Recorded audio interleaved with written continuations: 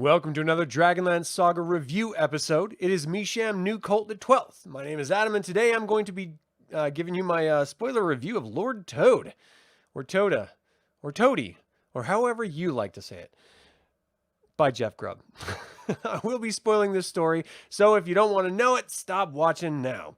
I would like to take a moment to thank the members of this channel and invite you to consider becoming a member by visiting the link in the description below, and always remind you that you can pick up Dragonlance gaming materials, even 5e, if you haven't joined the Ban Wizards of the Coast product, I don't know, hashtag life choice. It's all through Amazon, but then again, they're another corporation that's evil, like WotC. I don't know. I think people get a little too emotional about stuff that doesn't affect them in any actual direct way, but still. Okay, anyway, this is my perspective only. So if you disagree with it, guess what? That's okay. That's life. And I accept it. Let me know what you think of this book if you've read it, and if you disagree, or if you agree, or I don't know, if there's some alternate universe you want to share. I'm down for hearing about it. All in the chat if you happen to be tuning in live or after the fact in the comments. All right, so Andrew, thanks so much for joining live. I'm glad this helps your day go by a little bit better.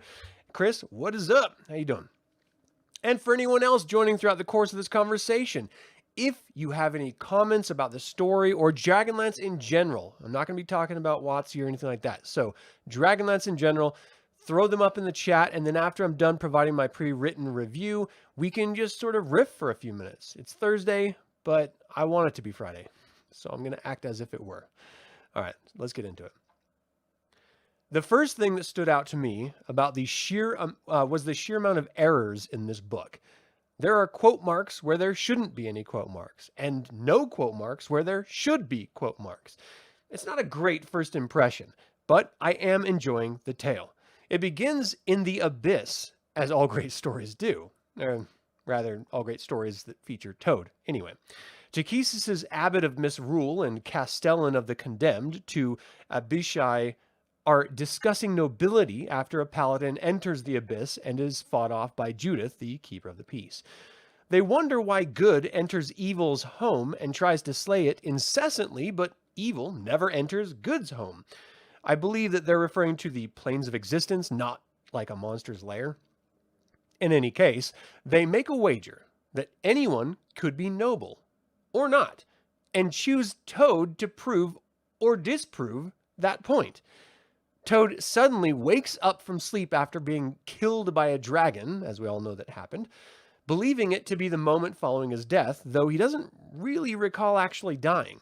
It is in fact 6 months later. A point that he learns from Groag, a hobgoblin that used to work with him when he was a Highlord Toede, in charge of Flotsam. Toede finds Groag as a slave of Kender, the very Kender that led him and his men to their demise at the hand of the dragon, no less. And Toede is quickly captured himself. He goes by the name of Mr. Underhill, a humorous nod to another epic fantasy series. The Kender in charge of the pair is Cronin Thistlenot's daughter, Taywin, though Toede only hears part of her name as he is constantly scheming and thinking throughout the entire novel. I am enjoying the constant escapes into Toad's mind, and Groag's for that matter. Though the story has humorous moments, it's not as overtly funny as I expected it to be, or that I was led to believe it to be. They make a break for it while they're out picking berries. They end up attacking a guard and make Taywin slip as she's crossing a river on a wet log, only to rescue her and fall in themselves after having grabbed the key around her neck with Toad's mouth that would then unlock their manacles. They find themselves at a waterfall, and Toede reveals the key in his mouth, now on to reclaim his former glory. Flotsam is being run by Toad's former soldier, an Aurak Draconian named Gildentongue, who has made up a religion based around Toad's former amphidragon mount, Hopsloth. He's the the holy water prophet, which Gildentongue uses to keep the people of Flotsam in line. He's actually cleaning up Flotsam a bit in the aftermath of the War of the Lance, but no hobgoblins are allowed into town. So they sneak in under hay in a wagon. Once inside, they witness Gildentongue's enforcement techniques of disbelievers as a former cook is beaten to death in the street. They go to an inn to try to figure out how to reclaim their power when Toad announces himself and the falsity of this new religion. He is promptly attacked by a priest, and the fight is joined. Growag and Toad fought off the supposed priest, and the barkeep gave Toad healing potions to recover in addition to a disguise. Toad hatches a plan to kill Gildentongue. He bluffs his way into his old manor and sends a runner to have Gildentongue meet an old friend. The Draconian immediately guesses who it is and walks into a horror story-styled ambush. It was great. Ultimately, Growag is left in a burning heap from an exploding Aurak, and Toad confronts Hopsloth, the amphidragon, who reveals that it was he who sent the assassin after him, not Gildentongue, and promptly eats him. That's right. Like 3 chapters in or something like that, Toad dies again. So as the demons in the abyss are discussing their wagers and life, they find Toad yet again dead amongst them, and this time argue that they were not specific enough. They told Toad to live as a noble instead of live nobly. So Toad thought he was going to be made a nobleman, so they sent him back to life again, but this time told him to be a noble. Toad, not wanting to revisit Flotsam after this last gruesome event, turns away and is lost in a swamp where he discovers a gnoll named Charka, drowning. Toad saves the gnoll, who then feeds Toad and leaves to exact revenge on those who put him there in the first place. Toad continues out of the swamp only to come across archaeologists of the Irda, and none other than Growag cooking for them. He reveals that he was saved by them as they wanted to meet with Gildentongue when he was on fire earlier. Growag offered to help them, so he had been their cook since. Toad is not sure he trusts these scholars at all, but goes with Growag to return to Flotsam to get more supplies. On the way, with Growag refusing to steal the scholars' money, Toad steals Growag's horse, only to be stopped and attacked by Charka the Gnoll with other gnolls. Charka is ready to kill the researchers and Toad for being in a sacred place when Toad makes up a lie about the researchers being powerful magicians. As Charka demands proof, Toad leaves to bring it, and he holds Growag hostage in the interim. Growag, of course, is convinced that Toad will abandon him, which Toad initially plans on doing. Then he lets the fates decide what he should do. He always gets this reminder in his head to be a noble. It turns out fate made him go back to the camp and warn the scholars. He discovers that the etchings of the Irda on the stone are actually, and this is true, pornographic fantasy fiction.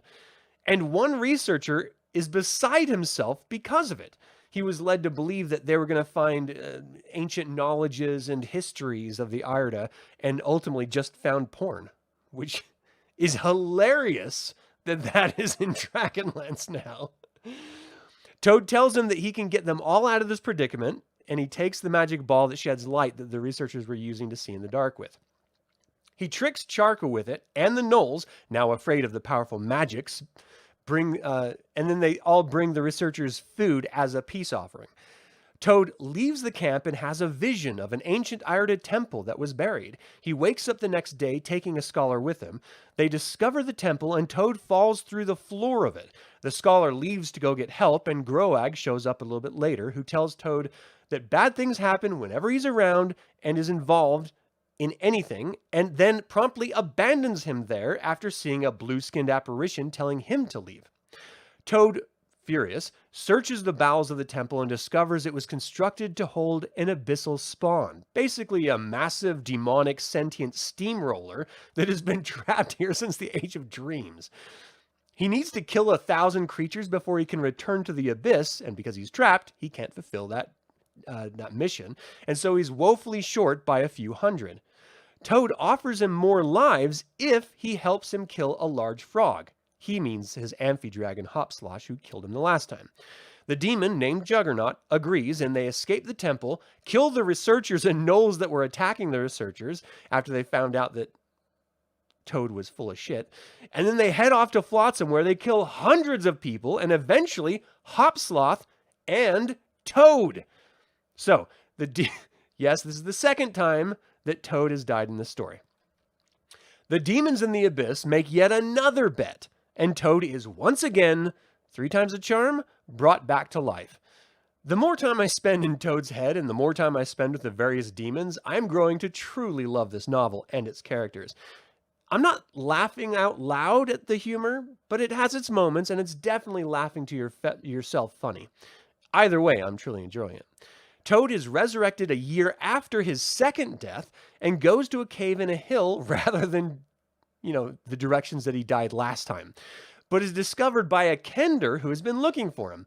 He learns that Krynn has apparently changed his mind about Toad due to his daughter, Tywin's insistence, because Tywin believes that when Toad pushed her off of that slick rock and tried to get the key from around her neck that would unlock their manacles, she believed that he saved her. And this is a theme throughout this entire novel. Every one of the actions that Toad takes are completely misinterpreted by everyone else around him, leading him to seem more the hero and noble than he actually is, or that he actually intended to do or be. And the supposed writings that Toad has been ascribed to, the smutty Iridic erotica that the scholars uncovered in the ruins, were attributed to Toad as an allegory about classism in governance. And as Groag took the governance of Flotsam, the Kender, Gnolls, Undead, and scholars of all this region all rebelled against Groag's rule.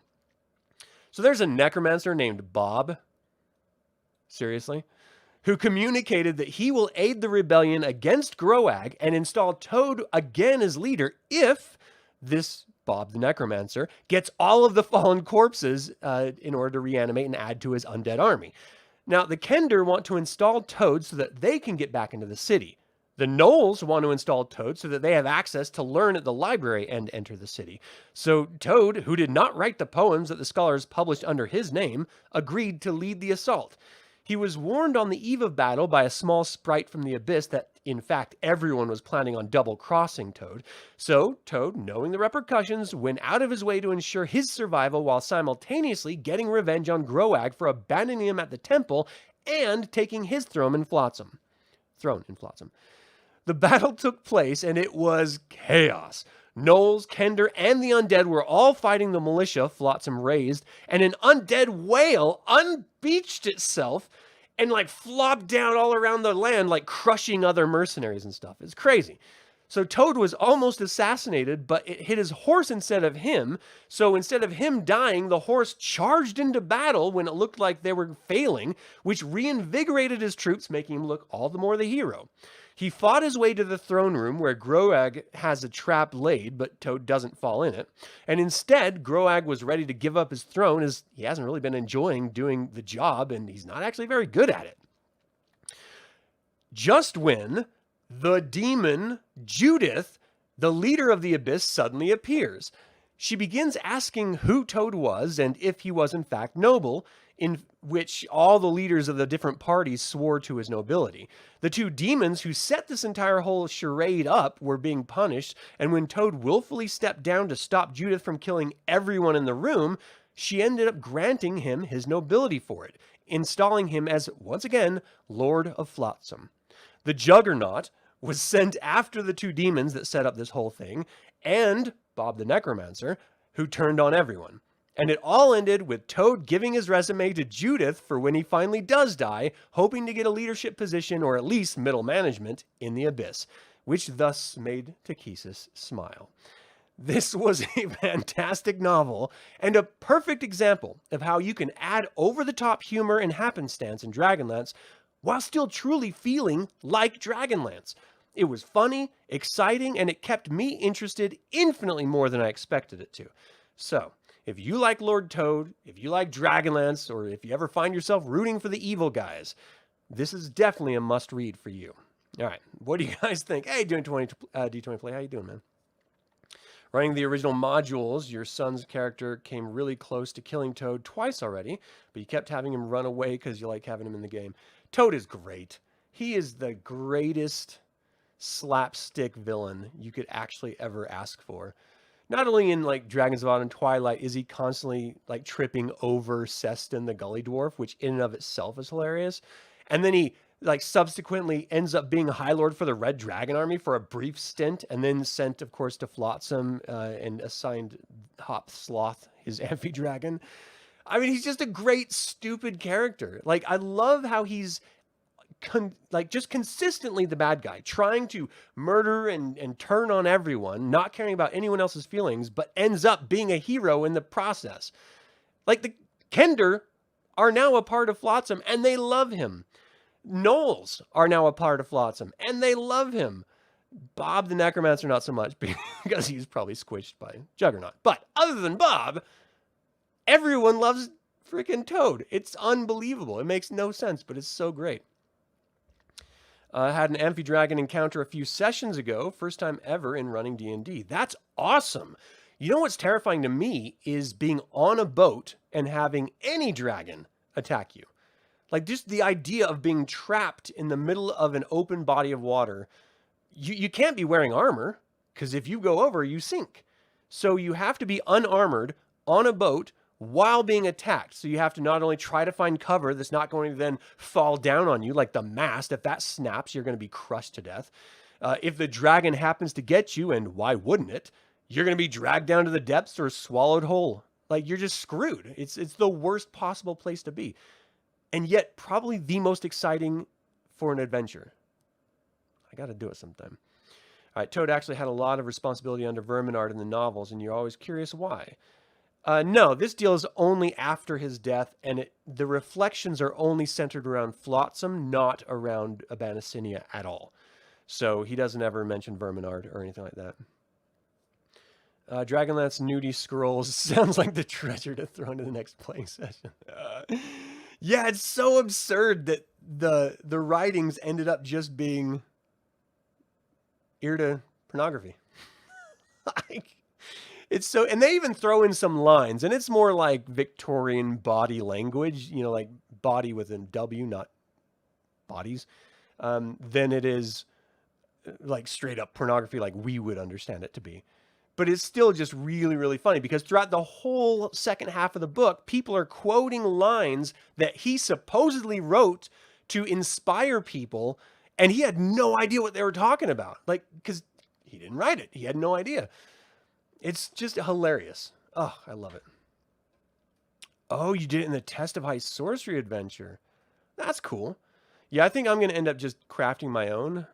I figure if I'm going to be running a pre-written module, I want to try to take as much personal creative license as possible.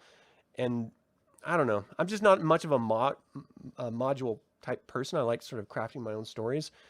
So I think that's what I'm going to end up doing. But that's really cool that you ran through that, and it had an amphidragon in it. That's terrifying. I hope they got through okay.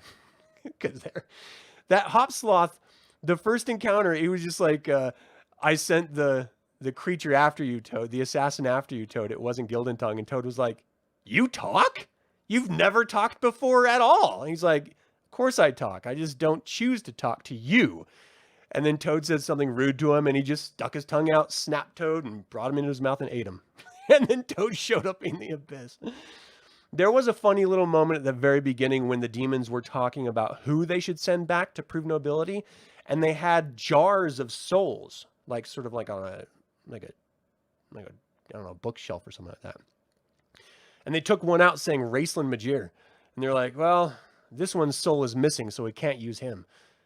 And I would just imagine what would it be like for Raceland to be rescued from the abyss by two demons who, because if you remember, he wasn't allowed, like he went to sleep. He was granted peace, so Takhisis wouldn't continually torture him every single day of his life for eternity by his sacrifice, but he lost all ability to use magic if he left the abyss. And so if these demons would have sent him, like resurrected him again, and he would have been sent back, I don't know, the Tower of High Sorcery in Palanthas or something, he wouldn't have been able to use magic at all, and he would have had to try to live nobly. I think that would also be a very interesting story. And they brought up some other names, and I can't for the life of me remember what they were at the moment now. But very entertaining story. Like, there was a sort of a background story about this, that it was written, someone got sick and like, I don't know, it was cancer or something, and they were in the hospital. And so the author brought it over to the person in the hospital, and they were just, it lifted their spirits. They were laughing out loud reading it. And so that's the image I had when I started reading this book, thinking, well, this is going to be so funny that it's going to make you laugh out loud. Not so much, but it is very humorous. And when you sort of reflect on the story, that's when you start to laugh out loud because of the absurdity of it. Because you're in it, you know, when you're reading it. You're not really thinking objectively as much as you are just experiencing it, I guess. At least that's how I did it anyway. So yeah, I thought it was really cool. A quick note for people, I'm going to be doing a live stream, maybe Sunday, I don't know, sometime this weekend. Just a watch party, basically, of the film Dragons of Autumn Twilight. I had done one before where it was just me on screen, and I think this time I'm going to have the movie on screen and me as a little sort of thumbnail in the whole frame. And the idea, I'm going to have the film potted down a little bit, so I'm going to be talking over it and stuff. So if you want to join me and just sort of riff on what's happening on screen, maybe some of the errors or mistakes or, you know, the truncated story, and just sort of, you know, have fun with it, you're more than welcome to join me on that live stream. Again, I'm not entirely sure when, because I do have a Call of Cthulhu game on noon on Saturday, my time, so it'll be after that, or it'll be on Sunday. So either way, I will put it up on the channel, and if you have ring that stupid bell, then you'll be notified when it's live. And I hope you do. If you haven't, thank you so much. Solid Company, how you doing, man? All right. Definitely check this book out. It's an oldie but a goodie, and arguably of the last, I don't know, 12, 15 books that I've read set in Dragonlance, it's probably one of the best. You know, like top 5. It's a really, really good book. Just for ridiculous fun. I'm doing good. Thanks for asking, man. All right, so that's it. That's all I got. That was a short one, but thanks for joining live. For those of you who joined live, if you're watching this after the fact, tune in live for the next one. Chat with everyone else. It'll be a lot of fun. That is it for my review of Lord Toede. I'm insisting on calling it Toda, like the soft but just with that E, because it's spelled with the E. In my head, that tells me if it was just supposed to be Lord Toad, it would be Toad, but it's Toede. So Toda? I don't know. Lord Toede by Jeff, and I have it spelled Grubb, so I have that huge mistake here too. By Jeff Grubb. What do you think of the novel? Do you have a favorite part? Have you read it before? You can email me at info@dlsaga.com or leave a comment below. I would like to take a moment and remind you to subscribe to this YouTube channel if you haven't already. Ring the bell to get notified about upcoming videos, and click that like button. It all goes to help other Dragonlance fans learn about this channel and its content. And just as a reminder, this channel is all about celebrating the wonderful world of the Dragonlance Saga. Thank you so much for joining in the celebration. Once again, my name is Adam with Dragonlance Saga, and until next time, Slanjavar.